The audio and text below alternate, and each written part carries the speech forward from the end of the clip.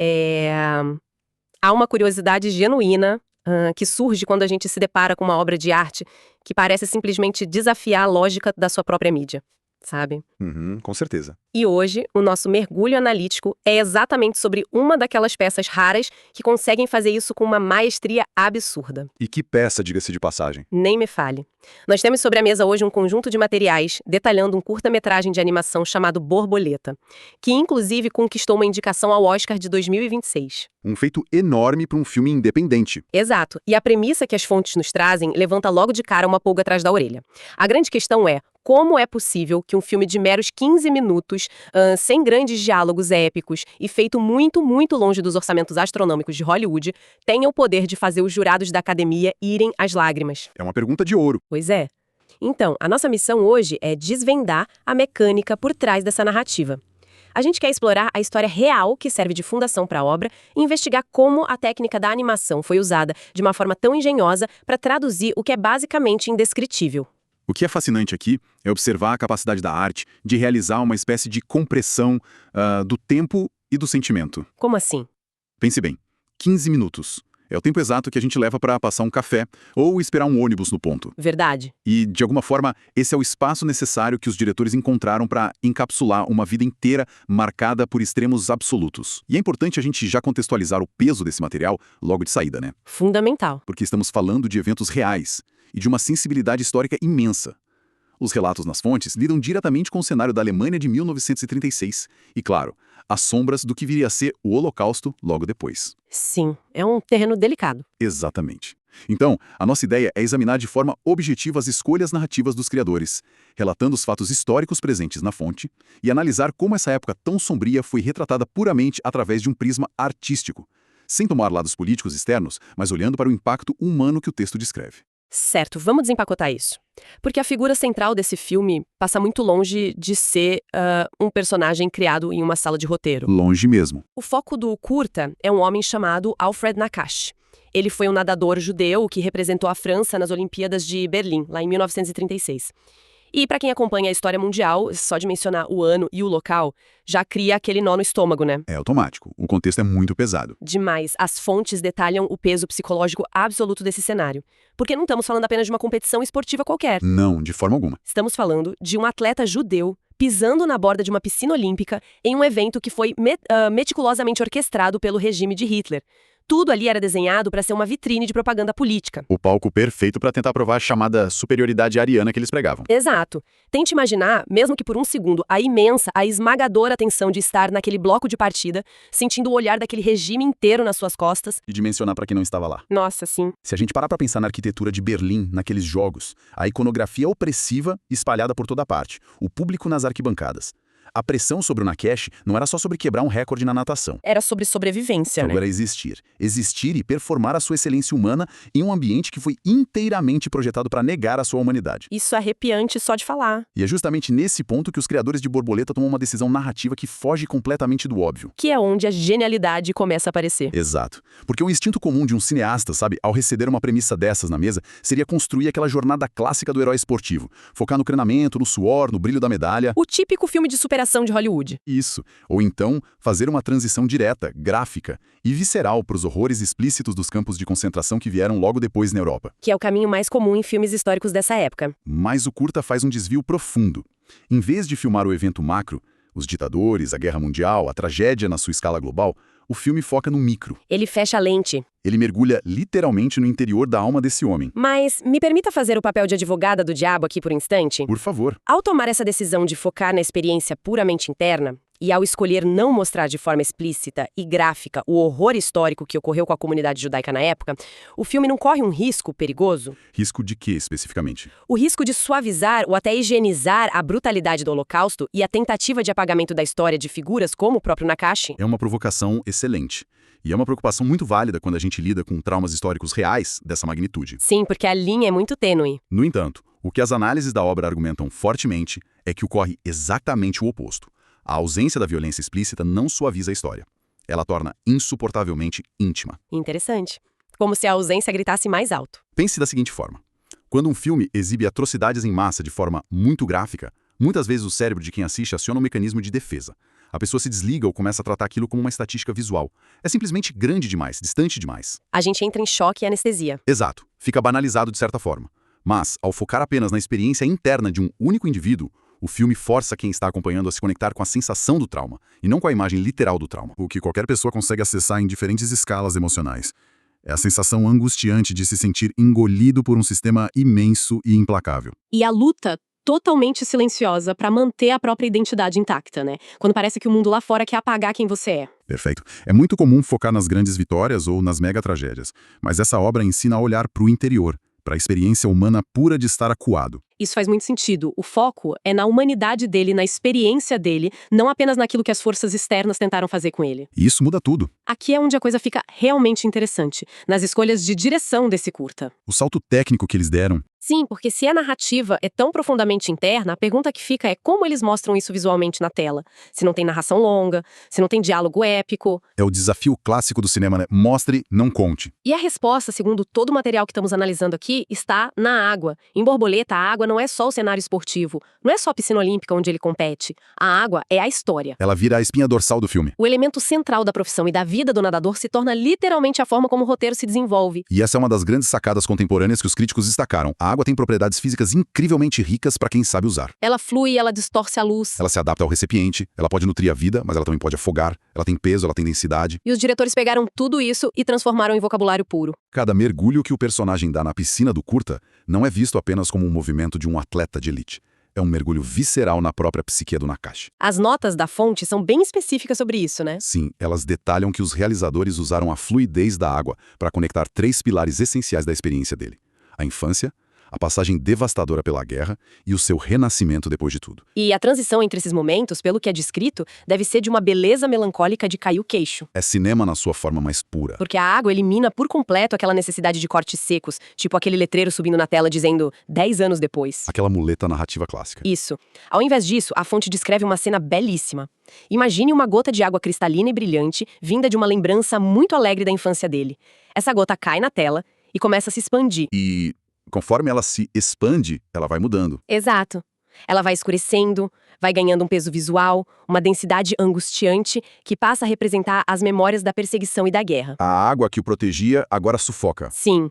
E essa mesma água, agora escura e revolta, eventualmente se agita, se quebra em uma onda e emerge de novo como símbolo do renascimento e da teimosia dele em sobreviver. O meio que definia o Nakashi como atleta foi ressignificado para definir a dor dele. Se conectarmos isso a um contexto maior, a água funciona de maneira tão perfeita como metáfora porque ela reflete exatamente a forma como nós experimentamos o tempo e a própria dor. Uma coisa fluida e contínua. A metáfora é poderosa porque ela não entrega a resposta mastigada. Ela não te dá uma lição de moral óbvia. Ela exige trabalho de quem assiste. Exige que a pessoa preencha as lacunas com a sua própria bagagem emocional e com a sua própria capacidade de empatia. Quando se vê o personagem lutando desesperadamente contra uma correnteza escura na tela, não é preciso colocar um cenário com arame farpado ou guardas armados para comunicar o asfixiamento daquele momento histórico. Você sente a asfixia junto com ele. O filme confia na inteligência de quem assiste.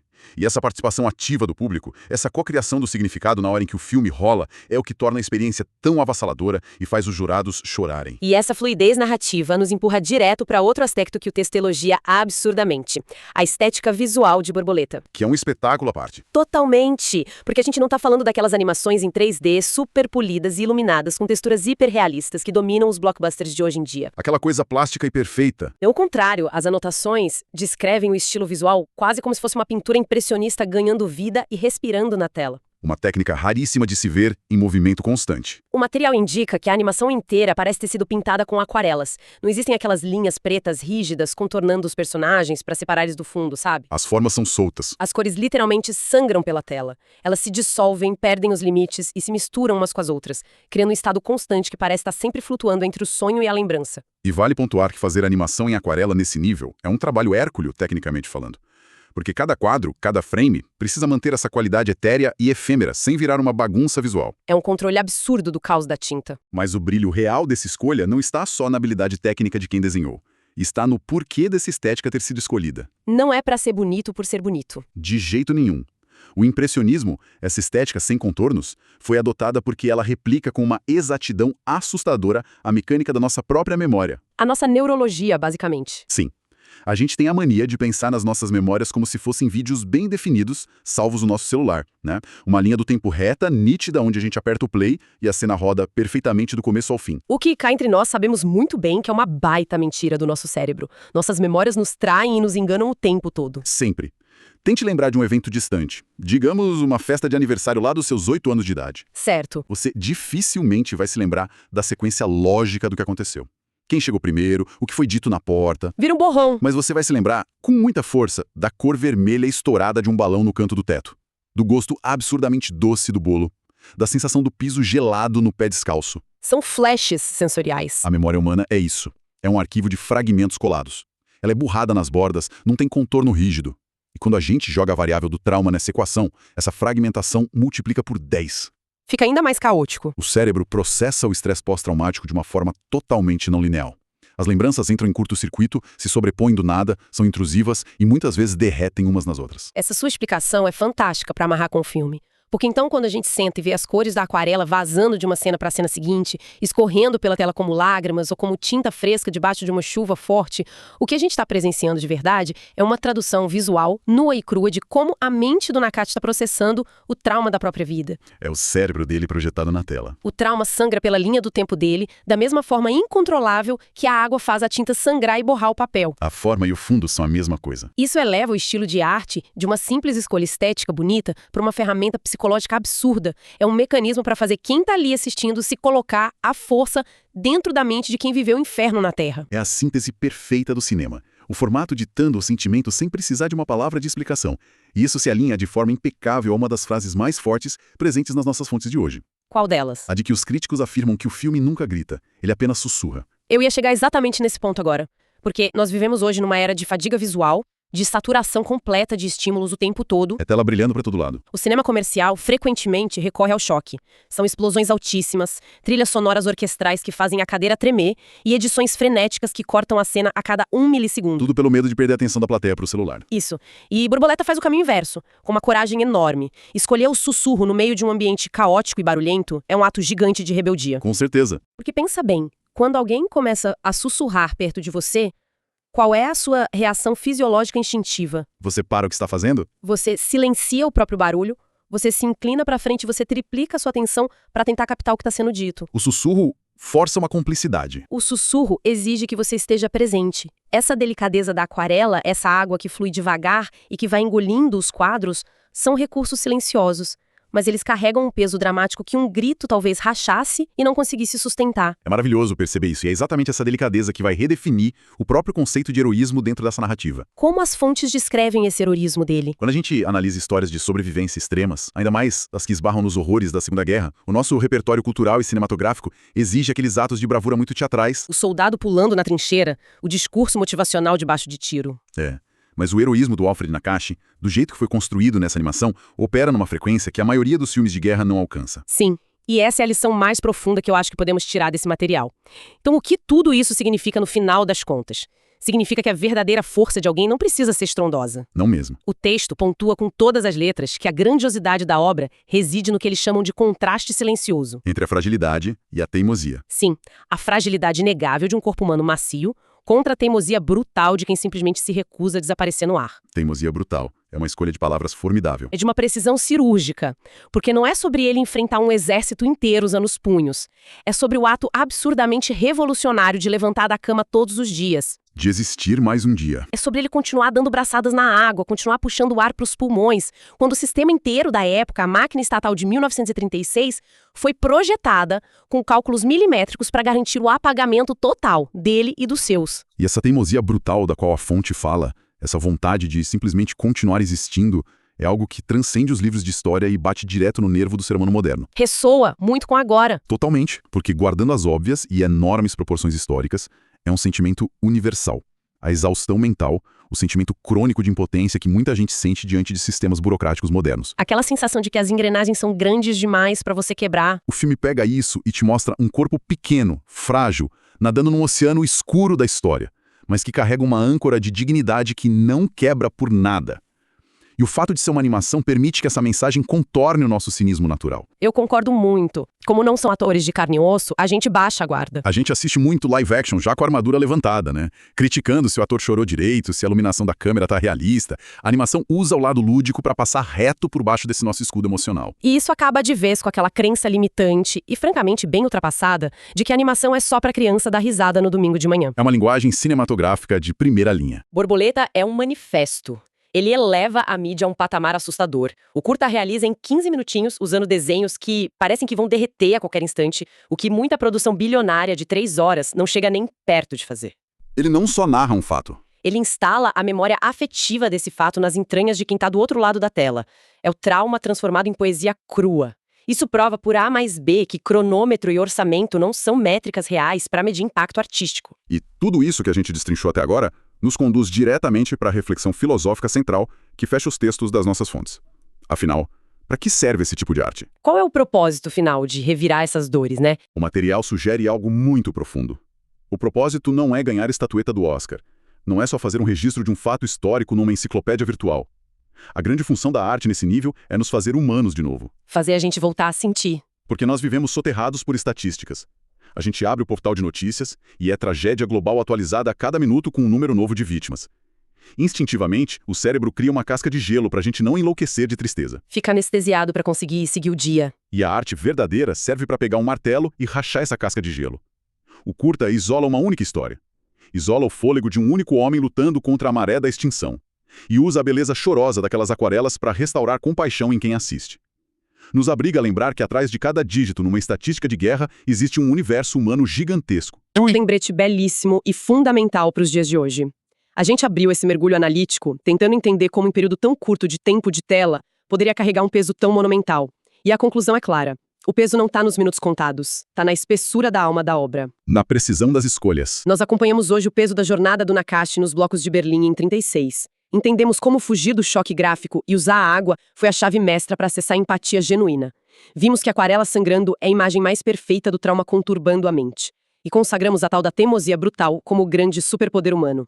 Foi uma jornada em tanto desvendar a engenharia dessas emoções. Sem sombra de dúvidas. É uma daquelas histórias que vão ficar reverberando por dias. E essa genialidade que os diretores tiveram de usar a água, que era o elemento do trabalho cotidiano do Nakashi, como o cofre que guarda toda a memória da vida dele, nos oferece uma última linha de raciocínio genial. Para onde isso aponta? Isso levanta uma questão importante e muito provocativa para quem acompanhou a gente até aqui. Manda. Se a animação usou algo tão banal quanto a água de uma piscina para representar toda a complexidade e o trauma de um sobrevivente histórico, cabe a nós olharmos para o nosso próprio entorno. Quais elementos cotidianos, silenciosos e invisíveis da nossa própria casa, da nossa rotina, não estão secretamente carregando o peso das nossas histórias de sobrevivência diária? Nossa. Será que as nossas memórias e as nossas pequenas vitórias também não estão dissolvidas em coisas que a gente olha todos os dias, mas na pressa louca que a gente vive, a gente simplesmente esqueceu como se enxerga? Uma provocação pesada, mas excelente para a gente carregar e mastigar durante a semana. Onde é que estão as nossas aquarelas pessoais? Onde a gente está depositando a nossa história, enquanto tenta só dar conta do recado, né? Fica aí o convite aberto para quem ouve prestar mais atenção na fluidez dos detalhes dos seus dias. Agradeço demais pela companhia de todo mundo que ficou com a gente e mais esse mergulho analítico fascinante de hoje. Foi um privilégio debater isso. Continuem questionando, continuem buscando essas obras que racham a nossa casca e nos fazem sentir vivos. E até o nosso próximo encontro. Se eu te disser que existe um homem que tinha pânico de água quando criança, virou um dos maiores nadadores da história da França, sobreviveu ao inferno de Auschwitz e voltou a competir nas Olimpíadas menos de 3 anos depois de ser libertado do campo. Não é roteiro de filme, não é história inventada. É a vida de Alfred Nakashi, o homem que ficou conhecido como nadador de Auschwitz. E a história dele é tão cheia de dor, resistência e força que você vai ficar chocado do começo ao fim. Ninguém espera que o maior nadador da sua geração odiasse água, não é? Mas era exatamente assim com Alfred. Nascido em 1915, em uma família judia de 11 filhos que morava em Constantina, na Argélia, ele tinha medo de entrar na água quando era pequeno. Tudo mudou quando 2 militares da região, ex-campeões franceses de natação, decidiram ensinar ele a nadar. O irmão dele, Robert, contou anos depois em um documentário que ali, Alfred aprendeu a amar o esporte que iria definir toda a sua vida. Com um corpo feito para natação, tórax largo, força descomunal, ele aprendeu rápido e se destacou em pouco tempo. Aos 16 anos, já era campeão de natação do norte da África, e era hora de ir para a França, enfrentar os maiores nadadores do país e provar que ele não era só uma promessa. Em Paris, ele combinou os estudos com os treinos, mesmo que o clima na França dos anos 1930 já estivesse envenenado. O nacionalismo, o ódio xenofóbico e o antissemitismo cresciam a cada dia, e Alfred nunca escondeu que era judeu. Nada disso o parou. Ele brilhava nas piscinas, popularizou o estilo peito borboleta na França, e começou uma coleção de títulos que terminou com 21 medalhas de campeão nacional. Em 1935, ganhou seu primeiro título francês e no ano seguinte, quebrou o recorde europeu do revezamento 4 por 200 metros, conseguindo uma vaga nas Olimpíadas de Berlim, na Alemanha nazista. R para Berlim em 1936. Sendo judeu, era um ato de coragem que poucos tiveram. Muitos atletas judeus do mundo todo boicotaram aqueles jogos, por medo do que o regime nazista poderia fazer, mas Alfred decidiu ir. Ele não ia deixar o ódio tirar o sonho da sua vida. Os historiadores contam que na época, eles sabiam que algo de errado acontecia na Alemanha, mas não imaginavam a escala do horror que viria anos depois. Alfred não só competiu, como terminou em 4º lugar no revezamento, logo na frente da delegação alemã. Ao contrário de muitas lendas, Hitler não assistiu a essa prova. O Führer estava tão irritado de ver atletas negros e judeus ganhando provas na sua Olimpíada, que tinha parado de ir às arquibancadas para não precisar premiar ninguém que não se encaixasse no seu ideal de ariano. Mas Alfred tinha ganhado, mesmo assim. Ele tinha levado a melhor sobre o regime que queria apagar ele da existência. Nos anos que se seguiram, o cerco começou a se fechar. Em 1937, a Alemanha nazista pressionou os organizadores de um campeonato europeu para que Alfred não competisse ao lado de atletas alemães, e ele teve que ceder, por medo de represálias. Em 1939, ele se formou professor de educação física, mas a guerra começou, e a França foi derrotada pela Alemanha. Alfred se mudou para a zona livre do país, em Toulouse, e entrou para um dos clubes de natação mais prestigiados da região, os Dauphins do Toec. Mas as leis antissemitas do regime de Vichy, que governava a França colaborando com os nazistas, proibiram judeus de exercer cargos públicos. Ele perdeu o seu emprego de professor. O mais paradoxal de tudo, por um tempo, ele ainda podia nadar, representar a França em competições. Em 1941, ele bateu o recorde mundial dos 200 metros livre, em Marselha. A imprensa francesa o elogiava como a maior estrela do esporte do país, mesmo em plena guerra. Mas o ódio venceu. Em 1942, um antissemita fervoroso chamado Joseph Pascot assumiu o comando dos esportes franceses e mudou todas as regras. Em 1943, Alfred foi proibido de participar do campeonato francês, só por ser judeu. Os seus colegas de clube fizeram um ato de solidariedade que poucos viriam na época. Se recusaram a competir sem ele. Mas não adiantou para parar o que ia acontecer. Em dezembro de 1943, a polícia veio buscar ele na sua casa, junto com a sua esposa e a filha de apenas 2 anos de idade. A família foi levada para o campo de Drancy, perto de Paris, e depois enviada no último transporte para Auschwitz-Birkenau. Quando desceram do trem, na plataforma do campo, Alfred perdeu a esposa e a filha de vista para sempre. Só em 1946, um ano depois de ser libertado, ele descobriu que as duas tinham sido mortas nas câmaras de gás, menos de 1 hora depois de chegar ao campo. Alfred, por ser um atleta forte, foi selecionado para o trabalho braçal, mas os guardas da SS reconheceram ele, a estrela da natação que tinha disputado as Olimpíadas, e transformaram ele em alvo de torturas cruéis. Forçavam ele a mergulhar nas bacias de água suja, cheia de detritos e esgoto do campo, para buscar objetos que eles jogavam no fundo, só usando os dentes. Qualquer pessoa no lugar dele teria odiado a água para sempre, não é? Mas Alfred fez o contrário. Transformou a água no seu lugar de resistência. Todo domingo, quando os guardas estavam distraídos, outros prisioneiros faziam a vigília para alertar se alguém vinha, e ele mergulhava naquela mesma bacia, nadava alguns metros, só para se lembrar quem ele era, para não deixar o campo apagar a sua identidade. Daí surgiu o apelido que ele carrega até hoje, o nadador de Auschwitz. Ele nunca deixou a água, nem mesmo no pior lugar que a humanidade já criou. Ele sobreviveu à Marcha da Morte.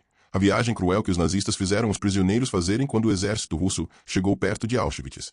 Passou por outro campo, Buchenwald, e foi libertado em abril de 1945. Quando voltou para Toulouse, o homem que pesava 80 kg antes da guerra, estava com só 42 kg.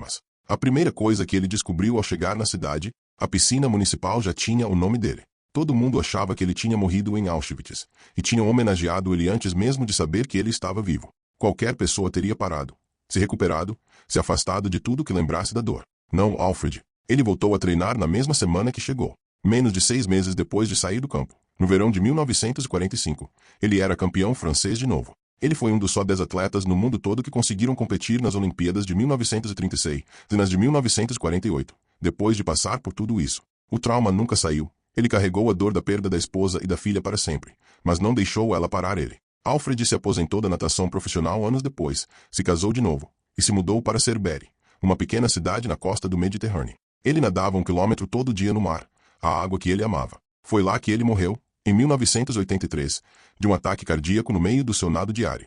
Morreu na água, o lugar que o salvou, que deu sentido a toda a sua vida. Hoje, ele está no Hall da Fama da natação. Dezenas de piscinas na França levam o nome dele. Mas o seu legado é muito maior do que só títulos. Ele tinha um coração tão grande que perdoou as novas gerações de alemães. Uma vez, ele ajudou um grupo de jovens turistas alemães que tinham o carro quebrado na estrada.